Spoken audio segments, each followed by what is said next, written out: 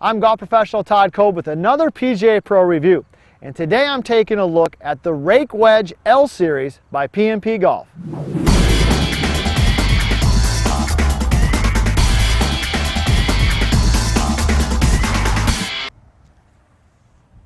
As a golf instructor, when I look at wedges, what I'm looking for is playability and some key characteristics that are going to make those shots around the green a little bit easier. Now, when I look at the Rake wedge, I want to talk a little bit about some of the unique characteristics that separate it from other wedges on the market, and then also talk a little bit about some of the things they've tweaked this year with the L Series. So the first thing you're going to notice right away is on the bottom here, like this kind of the rail design. That's really kind of the signature point for PNP Golf in their wedges. And what I like about it, first of all, is it's got more weight on the bottom. And the more weight on the bottom allows the club to get through the turf, like in those longer, like long, thick kind of grass shots, or even especially in the bunker. I've given this wedge to a couple of my players who really struggled in the bunker, and that extra weight on the bottom allowed them to get those shots out real easy.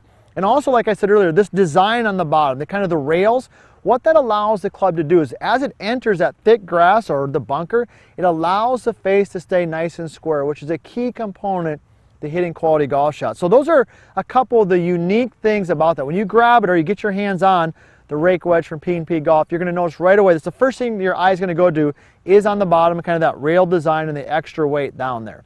Now, a couple of things that they've tweaked this year, because anytime you come out with something new and you've got something that's working, you're not going to overhaul it. You're going to have a couple tweaks to it. So what have they done to make it better? Well, the first thing is they've lowered the bounce. Before they had about 26 degrees of bounce. Now it's down to 20.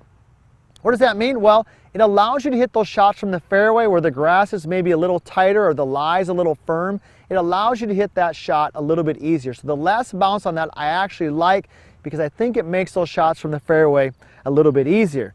A couple other things that I, of course, always like about it is the look, and that's one of the things that they've tweaked this year. It's more of a traditional kind of standard look, and anytime you're playing short game shots, putters, wedges, you gotta have something that looks good to the eye. I like the things that they've tweaked a little bit this year because they've made it just a little bit more of a traditional look.